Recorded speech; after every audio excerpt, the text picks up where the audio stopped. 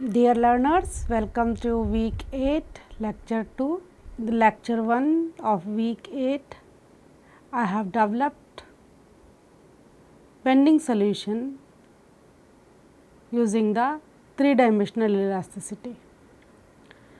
So, that solution was governing equations were developed and all round simply supported case was done. That initially I tried to develop the solution for angle ply shell panels, where that x is equal to 0 and x is equal to, means it can be infinite length along the x direction, and then along the theta direction panel is simply supported and the governing differential equations were obtained.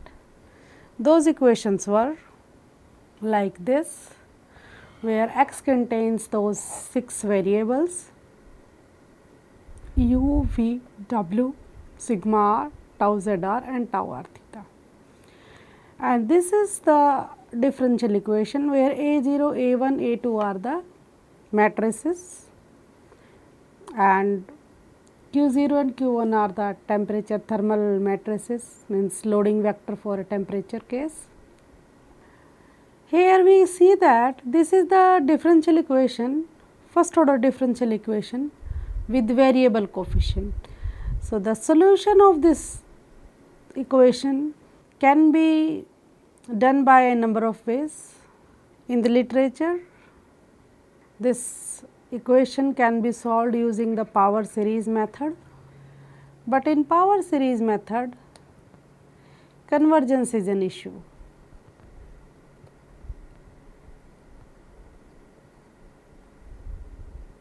That sometimes for particular stacking sequence or geometric configuration, power series does not converge very fast. Then there is a approach is developed that is known as successive layer approach, layer 1. What is that? In this approach, cylindrical shell is, or each lamina is considered that it is made of n or p number of fixacious layers, and this layer thickness is very small, so that the governing equation in that regime can be considered as a constant. And we know that ordinary differential equation with constant coefficient can be solved easily. For the case of plate, it has been done using the Pagano's solution. Then the Frogness method was applied to solve this equation. In original Frogness method, the complementary of the solution can be represented that r raised to power lambda summation I goes from 0 to infinity y I zeta I. And recently that modified Frogness method was applied. Instead of a r raised to power gamma, here a raised to power of lambda zeta is taken as. The reason behind that, by taking a exponential instead of a r, advantage is that at here the single term itself, if say let us say I is equal to 0, gives the complete solution for a ordinary differential equation with the constant coefficient. So, this series converge fast. In this field, basically the 3-dimensional solutions are very rare, or I would like to say that for a special case, special boundaries, we are able to get the 3-dimensional solutions. So, in that direction, that first solution was reported by Chandrasekhar and Gopalakrishnan in 1982. Using the Fourier and Bessel series expansion, they have solved the 3-dimensional problem of a cylindrical shell. Then Ren et al., Vardhan and Bhaskar solved the cylindrical composite laminated shell, and then Soldatos and his group, Soldatos and Hawks and Soldatos and Ye Using the successive approximation technique, they have solved number of problems of cylindrical shell with simply supported boundary conditions, cylindrical cells, free vibration of cylindrical laminated shells, then buckling of laminated cylindrical shells, and then they have also tried for that clamped boundary condition cases. Bhima Reddy and Chandrasekhara in the same 91 and 92 solve the problem of free vibration and static of cylindrical shells. So, in this direction, that handful papers are available, and a very famous book, that Laminated Composite of Plates and Shells 3D Modeling by Jiankyo Yue, was published in 2003. So, in this book, the three-dimensional solutions of plate and shell made up of composites starting from the bending, free vibration and buckling has been discussed, and it is one of the good book in the case of three-dimensional solutions, and the other issues are also resolved, that how to develop a algorithm for solving differential equations, specifically for first order differential equations in which state space technique, and then direct calculation of exponential of a matrix, and various techniques are explained nicely. So, in the case of a successive layer approach, as I have briefly said, that we assume that let us a layer is made of p imaginary sublayers, and each layer will have some different thickness. It is assumed that thickness of all fictitious layer approaches 0 uniformly as p approaches infinity.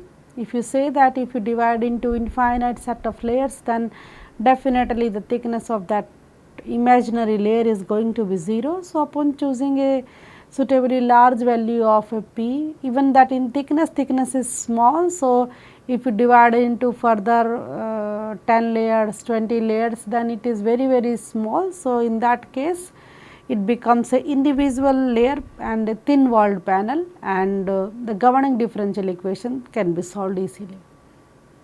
There is another approach which I am going to discuss here, is a modified Frogness method.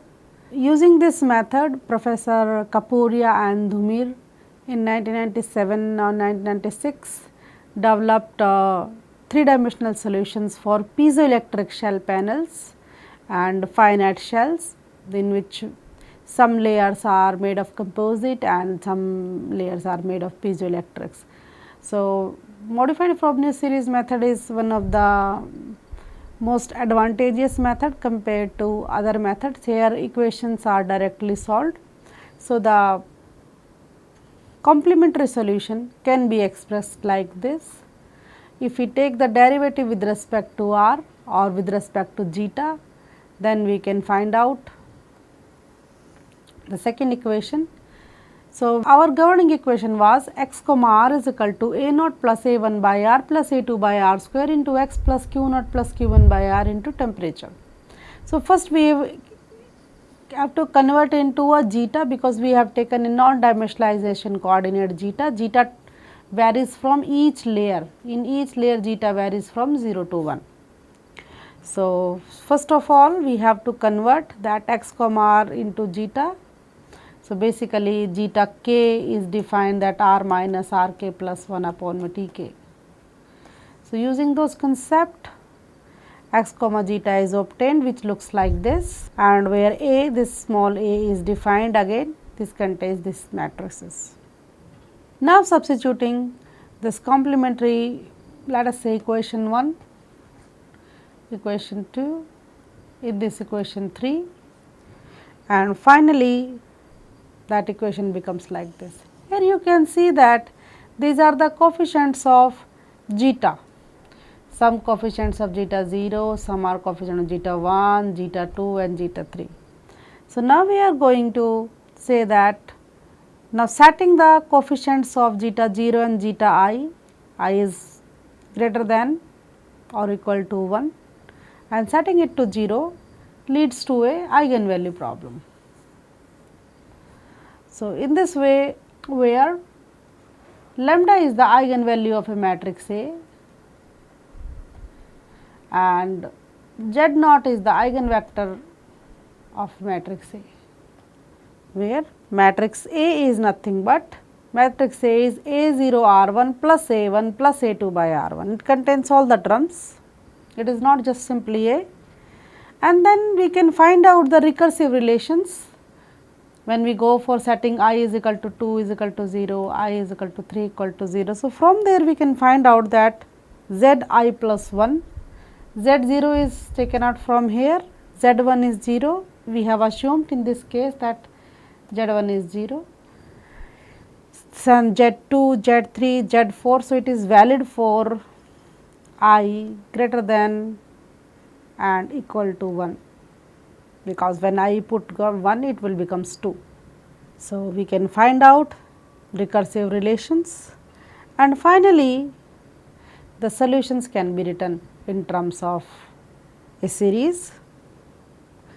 Now, we have find out the eigenvector and an eigenvalue. So, we can write the solution same way as I have discussed previously, that if roots are real or roots are complex conjugate, then we can write in terms of a solution. Let us say roots are complex conjugate and then 2 roots. So, basically f1 will be e raised to power of alpha zeta cos beta and I goes from 1 to infinity. So, we have found out that for the case of composite laminates, not more than 10 terms are required in a series. So, if you remember that for the case of a constant, it was just real part of eigenvector, but now it is a summation of a series from I to infinity. So, one can find out the convergence term and add all the terms together and multiply e raised to power alpha zeta. Similarly, F2 can be obtained. So, not more than I think sometimes 10 terms or 20 terms are required for a 4 layer composite panel. So, in this way we can write the complementary solutions, where alpha is the real part of the root and beta is the imaginary part of the root. Now, since we have Q0 and Q1 temperature loading due to that, so we can write the particular solution. So, in that particular solutions can be represented as J, AJ. So, as I have said that for a known temperature, let us say theta is known to you, we can find out the particular solution like this. As that mechanical and thermal equations are not coupled, so we can solve temperature equation independently and this use the results here for getting the particular solution under thermal loading. If there is no thermal loading, then this particular part will not be there. Now, finally, expression is like this, in which we add the particular solution as well as the complementary solutions. As we have started from that, taking time, like u is our function of r, theta, z and time. So, for the case of a static bending, omega is 0 in that case, and no thermal loading, if we talk about no thermal loading. So, it will be, the equation will be like this, that x is equal to f times of c, where c is the arbitrary constants. Now, we are going to solve a 4 layers, 5 layers or a 10 layer composite laminates. So, each layer will have our variables u, v, w, sigma r, theta, sigma r, z. So, how many variables we are going to have? So, basically at interface, if we take an example of a 4 layered composite shell panel, then at each interface we need to satisfy 6 boundary condition, that uk plus 1 minus uk is going to be 0. Similarly, Vk plus 1 minus Vk is going to be 0. So, same way we are going to satisfy sigma RR, sigma R theta and sigma RZ, k plus 1 minus. So, 6 variable at 6 boundary conditions we can say that, or a 6 variable 6, 18, and then we have, let us say, total number of variable. So, we have 6, 6, 6, 6. So, we need 24 variables like u, v, w, sigma r. So, 6 variable in each layer, we are now having 24 variables. Now, can we set up the 24 governing equations? Yes, definitely. 18 from these 3 interfaces and 3 from bottom and top. So, we can have 24 boundary conditions. So, we can apply that, let us say 3 sigma r theta sigma z, 3 at the top, then again 3 at the bottom and same 6 at the interfaces. So, another matrix is formed that we called is K, then it is a matrix of 24 into 6 and C is 6 comma 1 and the loading, that boundary conditions, because at sigma RR is minus P1 at the top or at the bottom minus P1 and P2. So, if we write like this, so this is a linear algebraic equation. So, we can find out C will be K inverse of P. So, in this way a cylindrical shell under mechanical loading can be solved. If we say that under the thermal loading, then it will be plus some, let us say, particular solution. So, equal to x, then again we have to apply the temperature. So, there will be no pressure, only temperature terms will be there. So, temperature loading. So, for that temperature loading terms comes from this particular solution. So, F C minus of x p. So, C will be F inverse of x p. So, in this way the constants can be find it out, and substituting back gives the variables u, v, w at any zeta location. So, along the thickness we can find out all the variables under pressure loading, under thermal loading.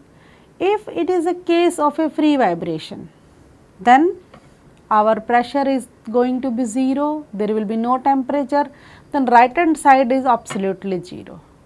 So, for that case the non-trivial solution will exist only when its determinant is going to be 0. So, the procedure I have already explained that in the Levy solution, that when I explain that Levy solution of a cylindrical shell, there how to get the natural frequency of a such system. So, for this system, if omega, basically inside that there is a omega square, if this is the natural frequency that it going to satisfy, determinant will be 0. So, by assuming initial guess, hit and trial procedure, then we can proceed and find out the bounds, and ultimately we can find out the frequency of the system. So, in this way infinite set of frequency can be obtained, whether in the case of 2-dimensional shell theory we are able to get only 5 natural frequency at a time for a particular m or n, but here for a particular m or n we will get an infinite set of frequency.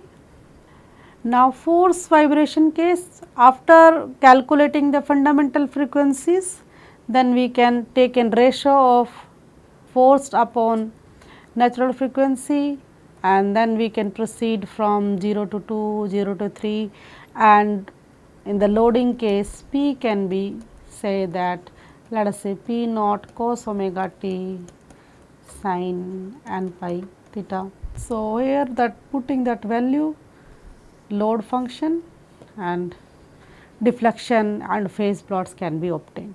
So, in this way free force vibration of the system can be obtained.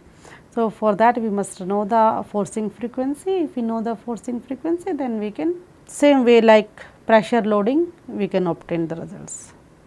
Modeling of a cylindrical shell in Abacus for a static analysis is uploaded as a small tutorial. So, you can go through this, in which you will understand that how to model a cylindrical shell in commercial software and how to get the results. So, ultimately whenever you develop your own theory or you develop a theoretical model, you want to verify, you want to compare. So, in commercial software you can similarly model that and can analyze. Now, I will briefly explain that finite shell model. In the case of an infinite shell, that we have assumed that w comma z is going to be 0 there, or w is just a function of r and theta.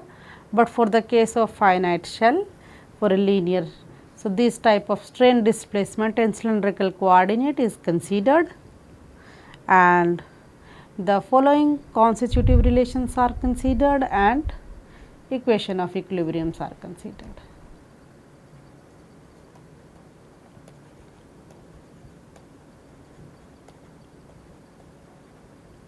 So, you see that we have 3 equation of equilibrium and 6 constitutive relations. So, ultimately we have a 9 equations and we have variables u, v, w and 6 stresses sigma r r, sigma theta theta, sigma z z and tau z r, tau r theta, tau theta z. So, same way here also that sigma theta theta, sigma z z and sigma theta z can be expressed as a dependent variable. So, if we use that and ultimately convert these 3 equations and from 3 equations. So, from here sigma r theta comma r and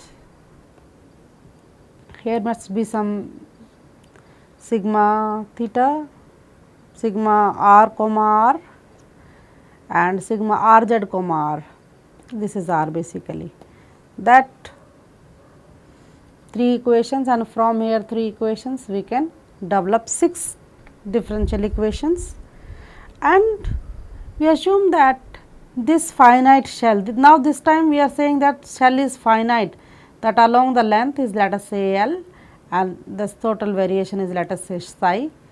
So, we can have boundary condition at x is equal to 0 and x is equal to L, or we can say z is equal to 0 and z is equal to L, and then we have a boundary condition theta is equal to 0 and theta is equal to psi.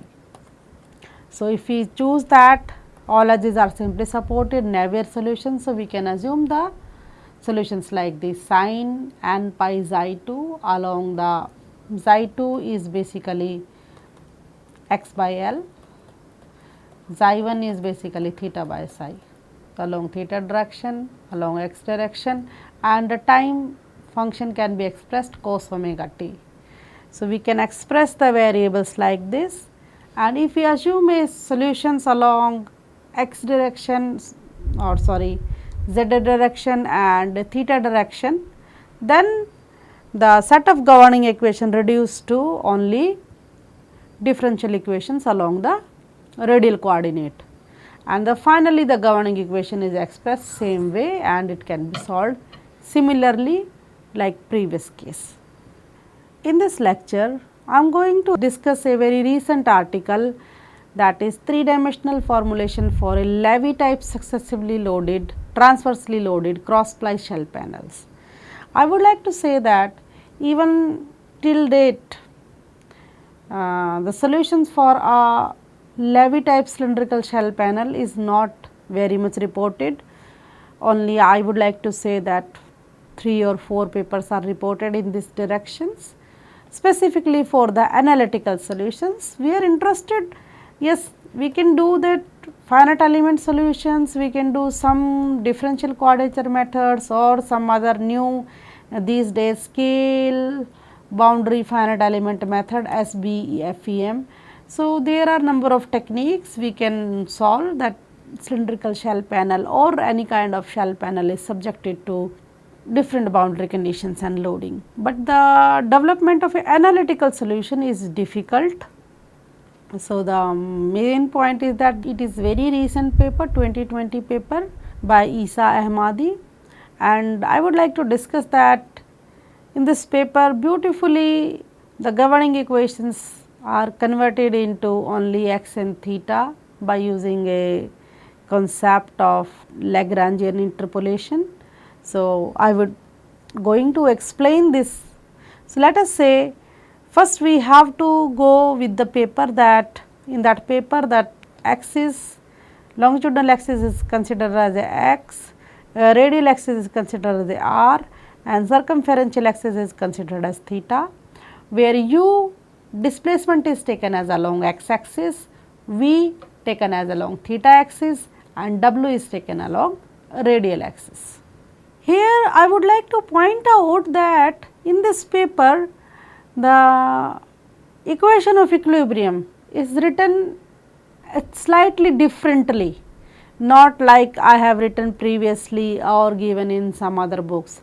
The purpose of writing that, if he writes the equation like this, that the governing equations are developed very smoothly. So, writing equation like this, 1 by r del by r sigma r 1 by r del by del theta tau r theta del by del x tau r x minus sigma theta theta by r, and this is your basically body forces F r, F theta and F x, and then same way del by del r, del by del theta, del by x in the third equation also. So, this is the very first point, that equation of equilibrium is written in such a way that uniform consistently, that 1 by r is common and del by del r is here, del by del theta is here, del by del x is here, and some extra term is there if.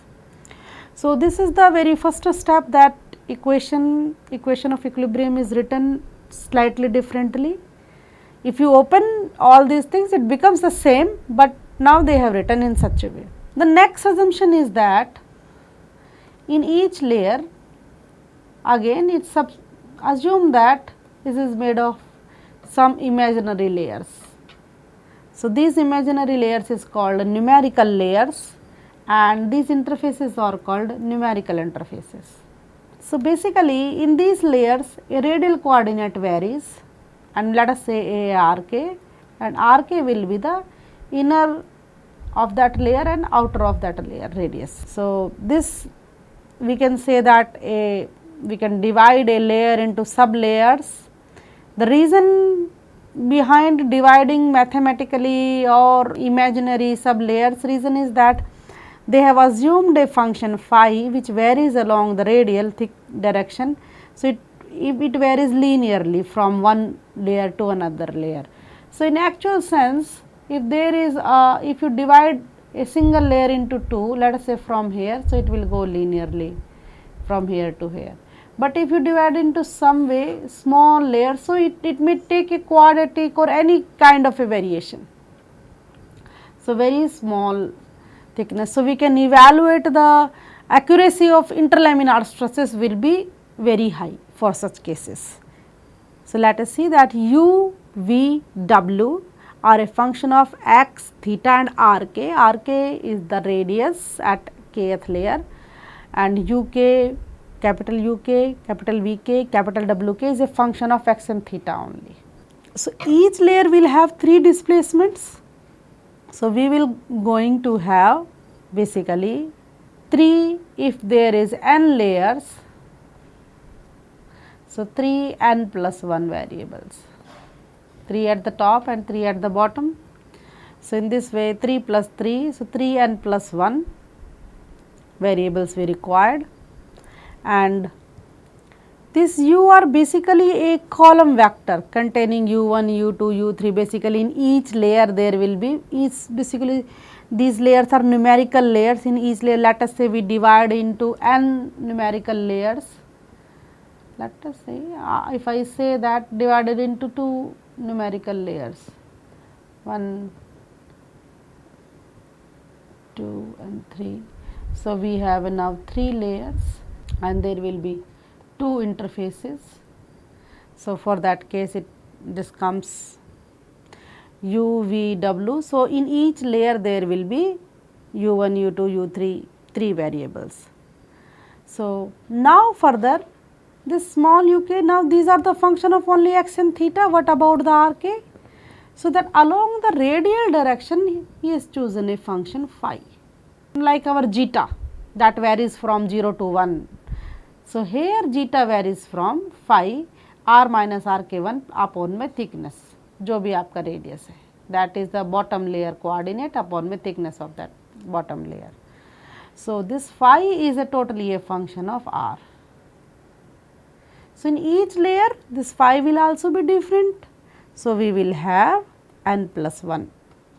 So, phi is defined. So, ultimately u can be expressed phi into capital U, v can be expressed phi into capital V, w can be expressed phi into w. So, now from here this phi is varying from each layer. So, if you remember in the case of first order shear deformation theory, it was just a single that from bottom to top linearly varying, we have taken a function na zeta something. But here a function is taken, in each layer it varies linearly and we have as many layers that number of variables are here. Basically these are the known coordinate system ultimately. Now we can develop the weak form of this. So, this is our equation of equilibrium. If we multiply to develop a weak form of this, let us say phi t integrating from r inner to r outer and dr. So, I am calling it 1, is 2 and is 3. So, ultimately writing here 1 r dr is going to be 0, 2 r dr going to be 0, 3 r dr going to be 0, where phi is the interpolation functions, Lagrange interpolation functions.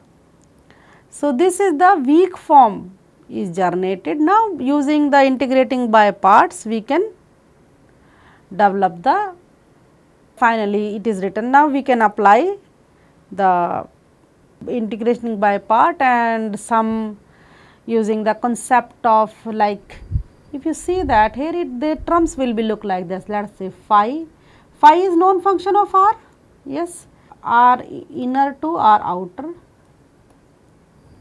What is the other variable? Sigma r and dr. So, basically r dr. So, this is our only a function of r. So, we can integrate. If you remember that minus h by 2 to plus h by 2, sigma 1 1 1 plus zeta by r into d zeta defined as sum n 1 1.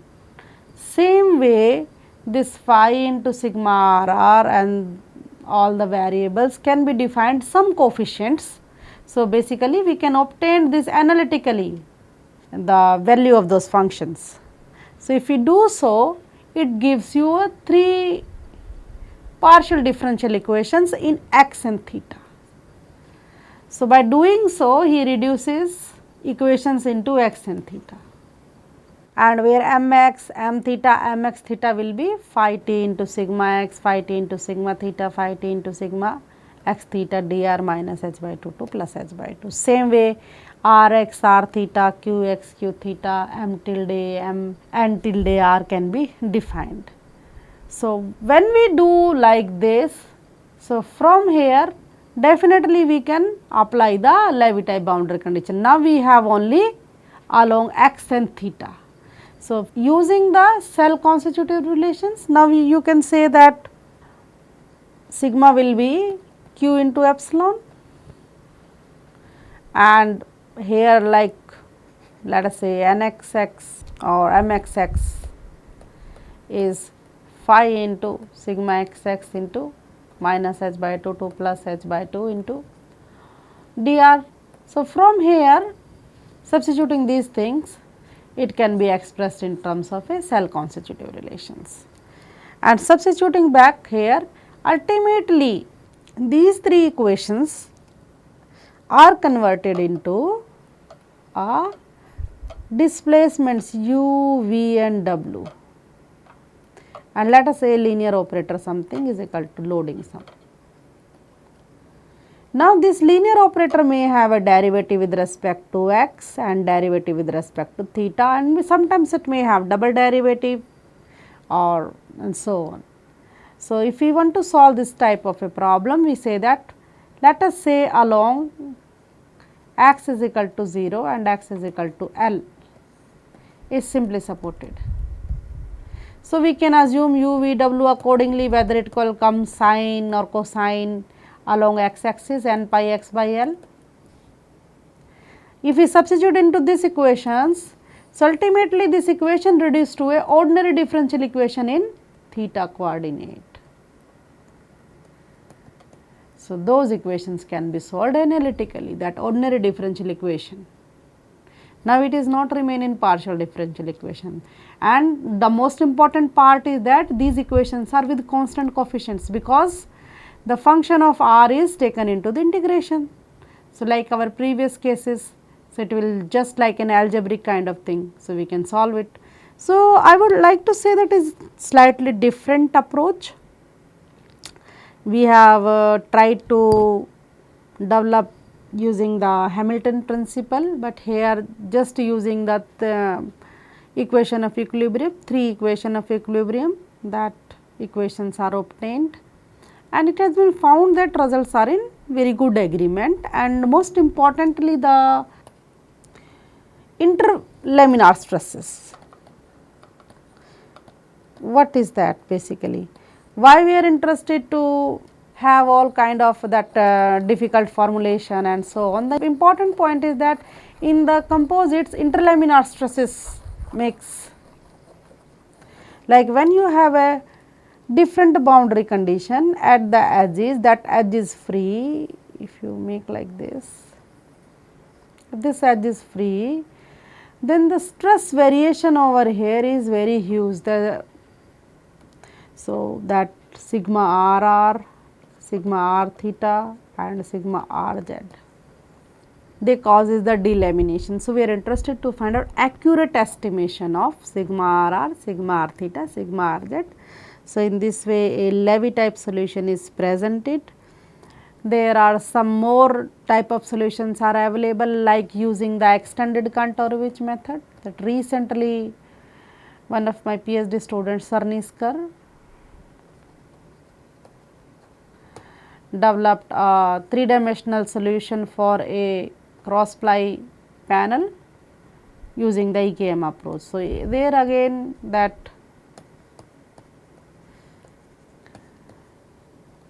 subjected to arbitrary boundary support conditions were solved using the multi-term approach. So, in this way that, and recently I have seen that free vibration analysis of a cylindrical shell using the scaled bound by finite element method is solved. So, in this way we can get the solutions of cylindrical shells, and sometimes the other kind of cells, spherical cells, conical cells are also tried. So, we can think of that even analytical solutions are most important. We should try to develop first analytical solution. If not possible, then we can go for a finite element solution. So, in this direction I would like to say that in 90s that first solution of a static bending of composite laminate shells were proposed, but now it is 2020 that solutions of a Levy type cylindrical shell are proposed. So, it took I think 30 years in that direction, basically analytical solution, whether you talk about a EKM or you talk about this slightly new technique. So, one can try in this direction, that can we develop some series of analytical solutions, or can we try to solve a more complex problem like cylinders with a hole, or the buckling of the cylinders, or the fatigue analysis of the cylinders, which is till I would like to say that even the cylinders under impact, composite cylinders under impact, composite cylinders under blast loading, under fatigue are still the area of research, and with the different configurations and different cutouts, maybe some have some stiffness, and variety of loading is possible in the case of a cylinder. So, we can try these things. Thank you very much.